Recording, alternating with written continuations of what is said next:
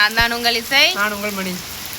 Friends, இந்த பதிவு எதுக்காகனா ரொம்பவே ஒரு கஷ்டமான பதிவுனே சொல்லலாம். எதுக்குண்ணா ஃப்ரெண்ட்ஸ், வேறு ஒன்றும் இல்லை. நான் வீடியோ பார்த்துட்டு இருக்கும்போது என்னென்னா, ஒரு வயசான பாட்டியம்மா வெயிலும் கூட பார்க்காம பழம் விற்றுக்கிட்டு இருக்காங்க ஃப்ரெண்ட்ஸ். சரியா, அந்த பழம் விற்றுக்கிற பாட்டியம்மாட்ட ஒரு பெண் வந்து என்ன பண்ணுறாங்க, போய் ஒரு 150 ரூபாய்க்கு பழத்தை வாங்குறாங்க, 500 ரூபா கொடுக்குறாங்க. அந்த பாட்டியம்மா மீதி பைசாவை கையில் கொடுத்துட்றாங்க, 350 ரூபாயை கொடுத்துட்றாங்க. அவங்க கொஞ்சம் போனதுக்கப்புறம் அந்த பாட்டியம்மா வந்து என்ன பண்ணுறாங்க, நடு ரோட்டில் உட்காந்து ஒரே அழுகு அந்த வெயிலில். என்ன காரணம் தெரியுமா? அது வந்து இந்த சின்ன பிள்ளைங்க விளையாடுவாங்கள்ல, அந்த விளையாட்டு பொம்மைக்குள்ள அந்த தாள், அந்த 500 ரூபா, அதை வச்சு அந்த பொண்ணு ஏமாற்றிட்டு போயிட்டாங்களாம் ஃப்ரெண்ட்ஸ். அந்த பாட்டியம்மா இவ்வளோத்துக்கு ஒரு நோயாளி, அவங்க ஒரு கேன்சர் பேஷண்ட்டாம். அது வந்து எவ்வளோ பெரிய கஷ்டம் தெரியுமா? ஏன் அந்த மாதிரி ஏமாத்துறீங்க?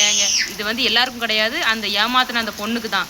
உங்களை வந்து நான் ஒன்று விஷயம் சொல்லிக்கிறேன். உங்கள் ஃபேமிலியில் யாராவது இந்த மாதிரி பண்ணியிருந்தாங்கன்னா, இப்படி விற்றுக்கிட்டு இருக்காங்க அப்படின்னா, நீங்கள் அவங்கக்கிட்ட இப்படி ஏமாத்துவீங்களா? நீங்கள் அவங்க என்ன செஞ்சாங்க உங்களுக்கு? ஏன் இப்படி நீங்கள் பண்ணுறீங்க?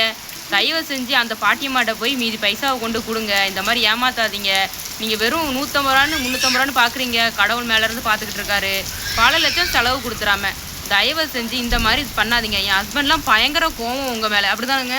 எவ்வளோ இதாக இருந்துச்சு நீங்கள் எதுக்கு இப்படி இருக்காங்கன்னே தெரியல. இப்படி பண்ணாதீங்க தயவு செஞ்சு. சரியா? ஓகே ஃப்ரெண்ட்ஸ், இந்த வீடியோ பிடிச்சிருந்துச்சுன்னா லைக் பண்ணுங்கள், ஷேர் பண்ணுங்கள், சப்ஸ்கிரைப் பண்ணுங்கள். முக்கியமாக நம்ம சேனலுக்கு உங்களே ஆதரவு கொடுங்க. பாய்ங்க.